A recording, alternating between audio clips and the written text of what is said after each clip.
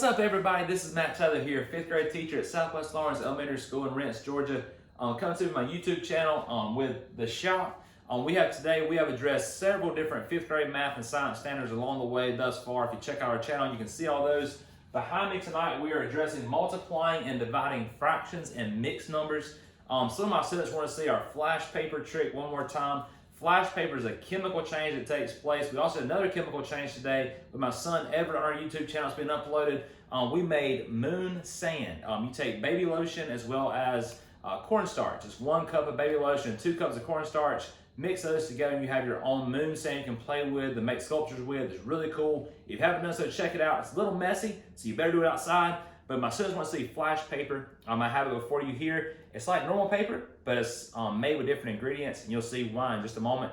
As I light this on fire, you'll see that it slowly burns until there's nothing left. And what happens is that paper actually evaporates. You can order flash paper off Amazon and from other magician websites that you may find online as well for cheaper pricing.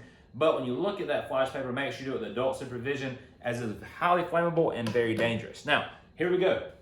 So tonight, as I said, we're doing multiplying and dividing fractions. Now, before we get into that, there are 2 main things to keep in mind. Last time we addressed adding, subtracting fractions. We talked about the least common multiple and the greatest common factor. All right. Well, tonight and today we're talking about the reciprocal of a fraction and KCF, which means keep, change, flip, not to be confused with KFC, Kentucky Fried Chicken. All right, which something might be missing right now based on the quarantine, but like I said, it's a whole different version. So KCF is Kentucky Chicken Fried, if you will, and that's what we're going to talk about tonight is keep, change, flip. Now, so multiplying and dividing fractions. I'm going to start with the first example of 3/4 times 2/3. Now, before I jump into it, don't forget, and just to remind you that when we look at a fraction, and I'm going to write so large you can see, 3/4 times 2/3 here, multiplying fractions, basic fractions are very easy because when you look at the problem, it's simple. You just multiply straight across the top and then straight across the bottom. Then you simplify, and then you got it. That's why I tell my students it's that simple. But before we do, just remember, this is the numerator, we have the denominator, but overall in fractions, this fraction bar means to divide. Remember, fractions are division. And we'll talk about why that's true in just a moment. Now, when I look at this problem, I'm multiplying straight across the top and straight across the bottom, and I multiply 3 times 2, which is 6, multiply straight across the bottom, 4 times 3, which is 12. So this is our product, and it's that simple. However, you will see that this is not in the simplest form that we talked about in the previous lesson. Now, 6/12, if I look at it, 6/12 can be divided, and don't forget the jealousy tip I gave you before, is when you divide the numerator or denominator by a number, you have to do the same to the other. What I mean by that is you want to divide by an equivalent fraction. Okay, so if I divide by an equivalent fraction to make an equivalent fraction, that means I'm dividing by 1 whole to make an equivalent fraction. So let's look at this together. I have to find what we talked about last time, which is the GCF, the greatest common factor of 6 and 12. Now, if I list those, I will get 2. All right, I would also get 6. Now, when I get to 6, I know 6 is the greatest. If I divide by 2, I would have a problem because when I do this, if you notice, my fraction is still not simplified. I made an equivalent fraction, but still not the simplest form. Because I would need to divide by 3 again, and I would get an answer of 1/2.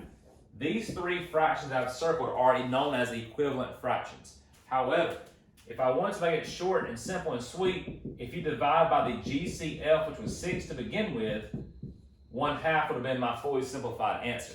But look right here. If I look at that, notice I have 2 and I have 3. Well, if I multiply the 2 and 3, that is my 6 I would have at the end anyway. So it's really not that big of a difference, but it shortens your workload if you just start with the GCF to begin with. All right, so divide by 6, 1/2 is our product here as we multiply 3/4 times 2/3. Now, that was an easy warm-up problem. I'm going to jump right in now to problem number 2, which is with mixed numbers. Now, this is a little bit different, but not that much. Let's look at it together. So I have 3 and 2/3, and I'm multiplying that by 1 and 4/5. Now, here's an issue that a lot of students will try and do here. All right, you can do the distributive property, which is multiplying 3 times 1, then 3 times 4/5, then 2/3 times 1, then 2/3 times 4/5, and add all that together. That takes a long time.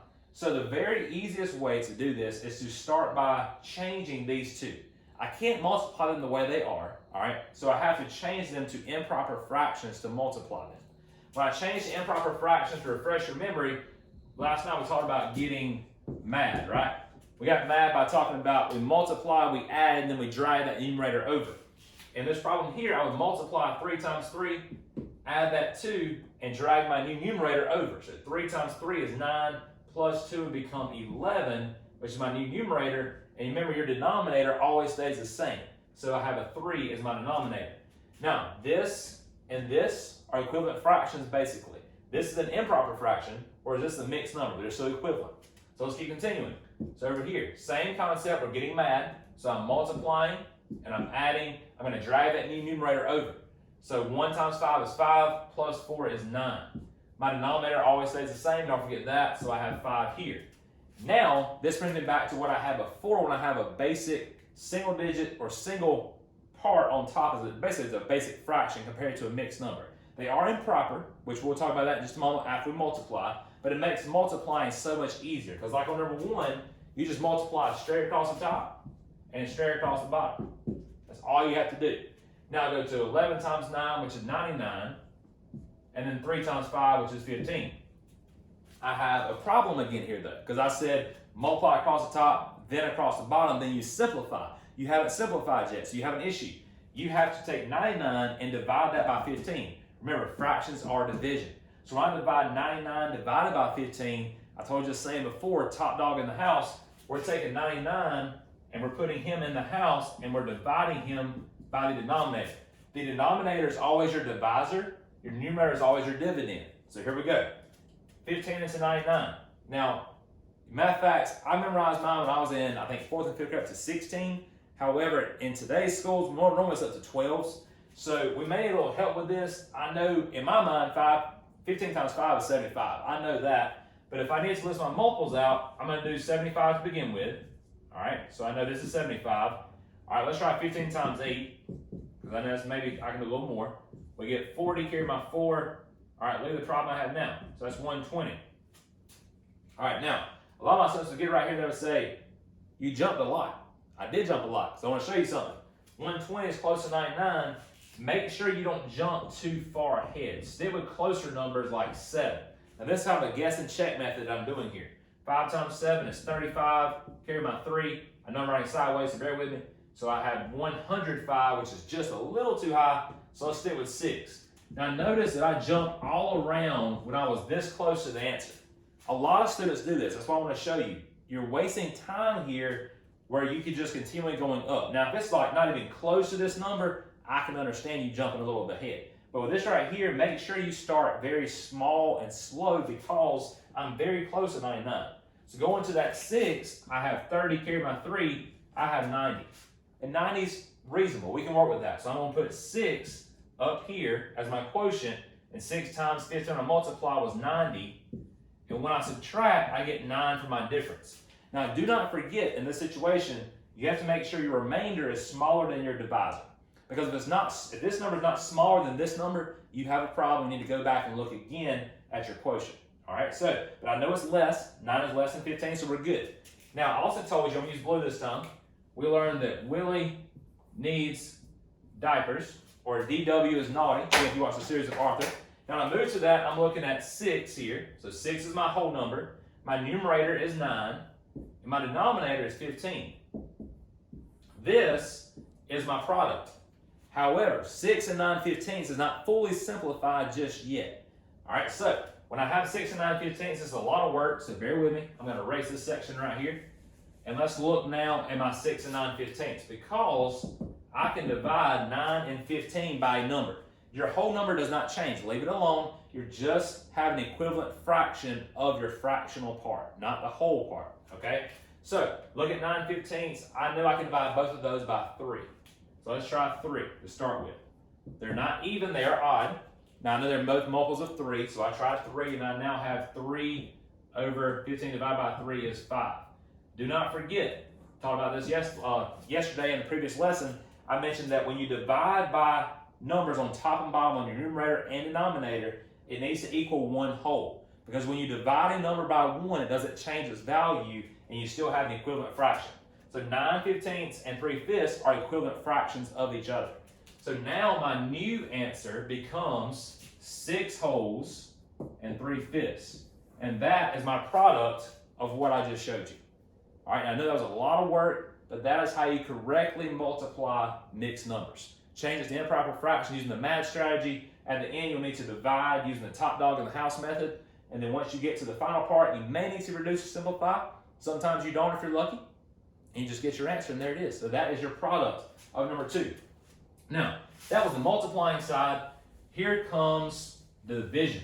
So division, again, dividing fractions, we're going to go to that method I just mentioned earlier, the keep, change, flip, or I've also heard it as same, change, flip. I've heard that. All right, but most importantly, we need to remember the reciprocal. That is a big vocabulary word, such as like congruent or attribute, which we said before in the channel. So when you look at reciprocal, it's when you take a fraction and you flip it upside down. All right, just like basically in the quarantine now with COVID-19, our world's been flipped upside down. It's basically the same thing. So it's reciprocal, you're flipping that fraction upside down. So look at the number 3. All right, so number 3, we have 1/3 divided by 4/5. Now when I go to divide a fraction, this is when that method comes into play. Keep, change, flip. Now I tell my students, I always put the letters above the fractions. Keep, change, flip, to keep it simple for you so you know what to do for each category. Now, it's important that you do this step coming up. You always keep your first fraction of the problem. It stays exactly the same. So 1/3, leave it as 1/3. It stays the same.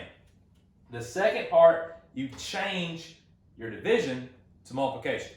So make sure you change division to multiplication. All right, change to the inverse operation. Then last but not least, you always flip your second fraction.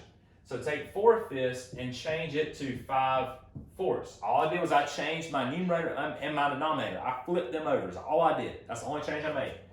When I do this, this is like an easy multiplication problem because it now is. So after you keep, change, flip, all you do is multiply. 1 times 5 across the top is 5. Then 3 times 4 across the bottom is 12.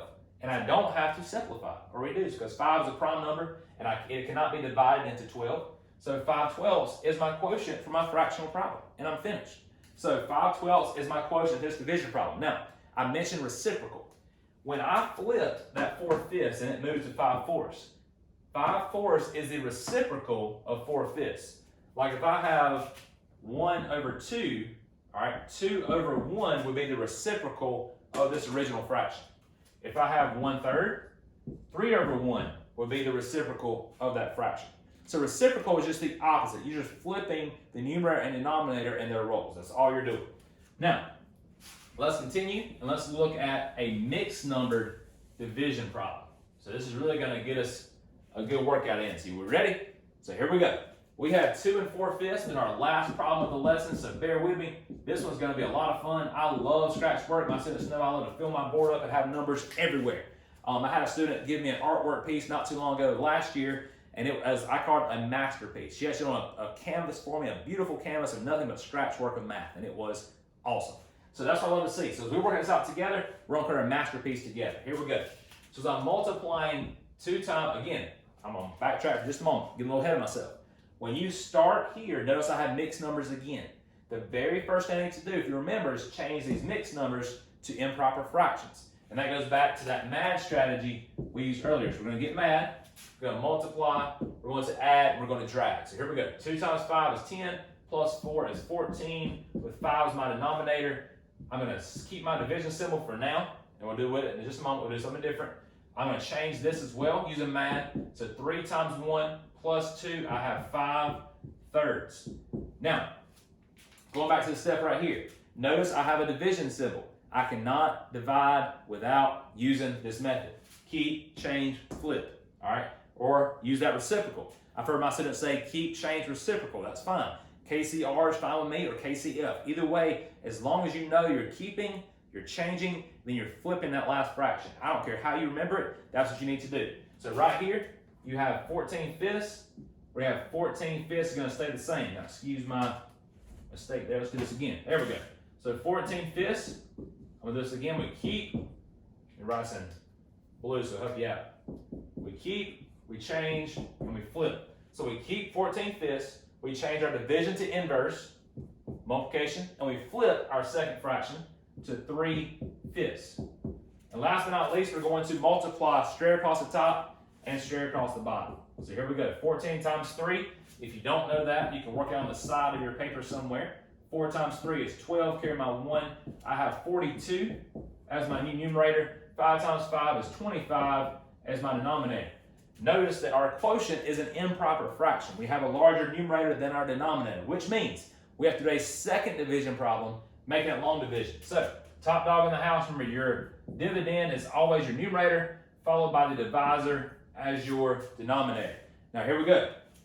25, we know can only fit into 42 one time. If you think about money, think about quarters. All right, quarters, you can multiply quarters very easily because they're 25 cents. If I have 4 quarters, that's $1, it's 100. So 1 quarter is 25, 50, 75, 100, $1.25 or 125, $1.50 or 150. See how it's easy to remember money along to help you remember your multiples as well. So here we go. So 25 going to 42, we just said one time. Can't go in 2 because that'll be 50. So 1 times 25 is 25. When I subtract, I have to do some regrouping in here, all right, which is 3 here. I get 12 here when I borrow. 12 minus 5 in the ones column is 7. 3 minus 2 in the tens column is 1. So now, check, make sure this difference is smaller than my divisor, which it is, so we're good. So I have, again, Willie needs diapers, or DW is naughty, however you want to remember that. And so now my whole number becomes 1, my numerator becomes 17, and my denominator becomes 25. Now, I do not have to regroup. I don't have to simplify because the 17 is a prime number and it cannot fit into 25 any times. Which means that my final quotient is 1 and 17/25, which was 42/25 earlier. So this is my quotient for my final problem of the day. Now, there's one last trick I want to show you that's really, really cool for parents to use and for kids to use as they're subtracting. Now, this is called the friendly number method. Now, this only works in subtraction problems, and I'm going to show you what I mean by that. So, for example, I have 8,000 minus 7,476. Something crazy here. All right, so if I start over here, 8,000 minus 7,476 again. All right, same problem, 2 different strategies. So watch this. So friendly numbers, and I'm just going to put friendly on this side. So I look at friendly, I take 1 away from each of these 2 rows. All right, so watch carefully. I told you, just like numerators and denominators, we do to 1, get the same thing to the other. I'm going to remove 1 number from the top, which makes it 7,999, and remove 1 number from the bottom, which makes it 7,475. No difference, okay? We just took away 1 from the top, 1 from the bottom. Over here, we have to regroup a lot, all the way over to the thousands column, making this a 7. 0, if I made it a 10, I have to borrow again to make the next column 10, which I borrow again to make the next column 10. So when I subtract, 10 minus 6 is 4, 9 minus 7 is 2, 9 minus 4 is 5, 7 minus 7 is 0. So I have 524 ones, tens, hundreds for my final difference. Now let's look over here. 9 minus 5 is 4, 9 minus 7 is 2, 9 minus 4 is 5, 7 minus 7 is 0. 524 is the exact same answer. Here's why that works. Notice at the top I had to do a lot of regrouping. A lot of students get stuck in this area because there's so much, I call it really number chaos up top. Now over here, there was no regrouping done because when you remove that 1 from each column, it took away that regrouping process for you. So if you look at this, it's called friendly numbers, a great strategy to use when you're subtracting numbers. But that's the last trick of the trait I want to show you for subtraction. And that's all I have for today. I thank you for joining me. Next time we'll be talking more about fractions as well as starting to begin decimals. So make sure you stay tuned in for that. And again, if you're at home, make sure if you go out anywhere, you are coughing to your elbow, washing those hands for at least 20 seconds and staying well and safe. Thank y'all. Have a good one. Oh, I'm so sorry. One of my students just reminded me, I did not do our daily 5, and I am so sorry. So, together to end our lesson for today. Number 1, we are amazing. Number 2, we can do anything. Number 3, positivity is a choice. Number 4, we can celebrate our individuality. And number 5, we are prepared to succeed. So, with that being said, that is our final closer of their lesson for today. And tomorrow, like I said, we'll address decimals and fractions again. So we'll dive with that together. So bear with me as we address more 5th grade math and science along the way. Thank y'all. Y'all have a good one.